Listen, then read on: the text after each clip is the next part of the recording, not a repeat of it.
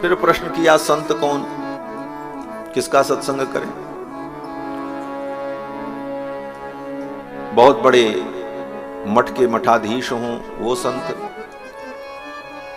जिनके करोड़ों अनुयायी हों वो संत, जिनका दुनिया में नाम हो वो संत, लाल पीला वस्त्र पहनते हों वो संत कहते नहीं। संत की परिभाषा ये है कि जिसके जीवन में त्याग हो, तितिक्षव कारुणिका सुहृद सर्वदेहिनाम अजात शत्रव शांता साधव साधु भूषणा। कपिल भगवान कहते मां, जिनके जीवन में त्याग हो, कारुणिक हो, उनके हृदय में करुणा हो, सुहृद सर्वदेही नाम, सबके सुहृद हो, अजात शत्रव, अजात शत्रु हो,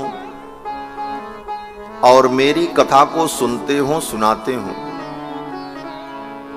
मदाश्रया कथा मृष्टा शृण्वन्ति कथयन्ति च, मेरी कथा को सुनते हो और कहते हो।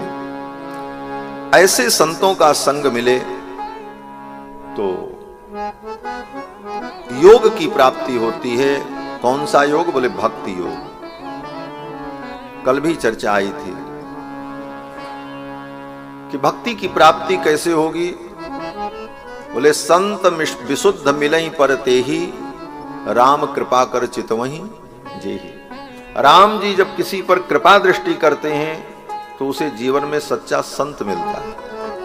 राम जी की कृपा का प्रथम फल यह है कि आपको जीवन में कोई सच्चे महात्मा, सच्चे संत मिल जाएंगे, और संत मिल गए तो उनकी कृपा से भगवान की भक्ति प्राप्त हो।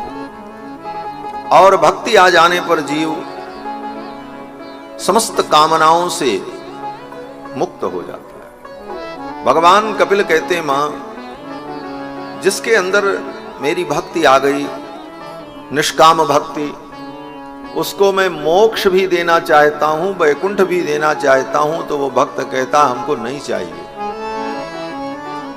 संसार की चीज तो छोड़ो, जिस मोक्ष के लिए बड़े बड़े मुनि महात्मा तरसते हैं, वह मोक्ष, वो वैकुंठ में अपना धाम देना चाहता हूं, तो भक्त कहते हैं नहीं नहीं हमको नहीं चाहिए। दीयमानम न गृह्णन्ति, ये भगवान का वचन है। देने पर भी ग्रहण नहीं करते। क्यों? बोले कहते महाराज हम तो आपके चरणों की भक्ति चाहते हैं, बस आपके चरणों में प्रेम बना रहे और कुछ नहीं चाहिए। भरत जी यही कहते हैं, अर्थ न धर्म न काम रुचि, गति न चहु निर्वाण, जन्म जन्म रति राम पद यह वरदान न। भगवान के चरणों में रति बनी रहे। और फिर कपिल भगवान ने अपनी मां को सांख्य शास्त्र के सिद्धांत को बताया।